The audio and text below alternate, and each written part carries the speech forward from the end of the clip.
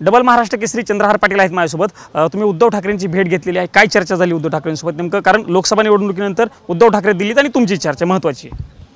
नाही, आज आमचे सांगलीचे खासदार विशालदादा आणि विश्वजित कदम साहेब पण आज इथं भेटीसाठी आलेले होते आणि येणाऱ्या विधानसभेच्या निवडणुकीसंदर्भात चर्चा झाली। महाविकास आघाडी म्हणून सांगली जिल्ह्यातच नाही तर पूर्ण महाराष्ट्रामध्ये एकत्र काम करण्याची चर्चा झाली आमची। तो विश्वजित कदम आणि विशाल पाटील यांच्यासोबत तुम्ही उद्धव ठाकरेंना भेटले का? मी स्वतः सकाळपासून उद्धव साहेबांच्या बरोबर आहोत, राऊत साहेबांच्या बरोबर आहे। नंतर मग ते मला वाटतं 10-10:30 दरम्यान काहीतरी आले आणि त्यांची चर्चा झाली, माझीही चर्चा झाली की येणाऱ्या काळामध्ये एकत्र काम करायचं आहे आपण। सांगलीच्या निवडणुकीवरून खरं तर खूप मोठा वाद झाला होता, कारण विशाल पाटील अपक्ष निवडून आले, त्यानंतरची तुमची भेट आहे। यापूर्वी तुम्ही विशाल पाटलांची भेट घेतली होती का आणि आज शुभेच्छा वगैरे दिल्या का? नाही, शुभेच्छा मी पहिल्या निकाल लागलेल्याच दिल्या शुभेच्छा, पण आज अशी वेगळी काही चर्चा झाली नाही। फक्त उद्धव साहेबांची सर्व सूचना आणि उद्धव साहेबांचे आदेश आम्ही सर्वांनी ऐकले आणि इथून पुढे तशा पद्धतीने आम्ही काम करणार आहोत।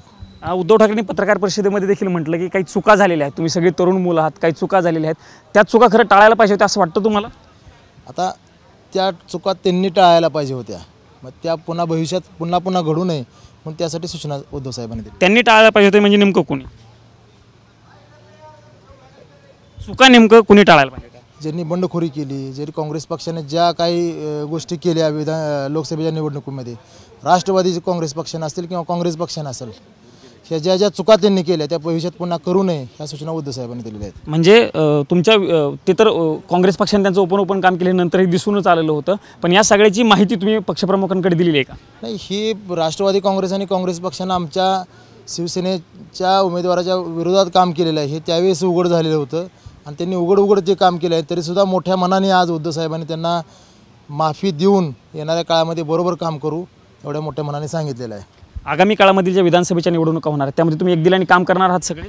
नक्की। सांगली जिल्ह्यामध्ये उद्धव साहेबांचा जो आदेश आहे आज माझ्यासाठी किंवा संपूर्ण जिल्ह्यातील शिवसैनिकांसाठी, तो तिथला काँग्रेसचा उमेदवार असेल, राष्ट्रवादी काँग्रेसचा उमेदवार असेल, त्याच्या पाठीमागे ताकदीने उभं राहायचं हे आदेश आम्हाला उद्धव साहेबांनी दिले आणि त्या पद्धतीने आम्ही काम करणार। उद्धव ठाकरेंच्या सूचनेनंतर मतभेद दूर होऊ शकतात, मनभेद दूर होतील असं वाटतं? कारण मनभेद खूप महत्त्वाचे असतात।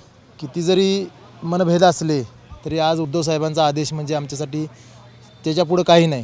त्यामुळे उद्धव साहेबांनी आत्ता आम्हाला सर्वांनाच आदेश दिलेले आहेत, शेवटी ते त्याचं किती पालन करणार तो त्यांचा प्रश्न झाला काँग्रेस पक्षाचा, आणि आम्हाला जे आदेश दिले ते आम्ही त्या आदेशाप्रमाणे वागणार आहोत। शेवटचा प्रश्न, विधानसभेच्या निवडणुकांमध्ये एक दिलानं लढून सांगलीवरती भगवा फडकवणार तुम्ही, पुन्हा महाविकास आघाडीचा झेंडा फडकवणार? महाविकास आघाडीचा झेंडा सांगली जिल्ह्यामध्ये जास्तीत जास्त 8 पैकी 6 जागेवर महाविकास आघाडीचे आमदार निवडून येतील। निश्चितच।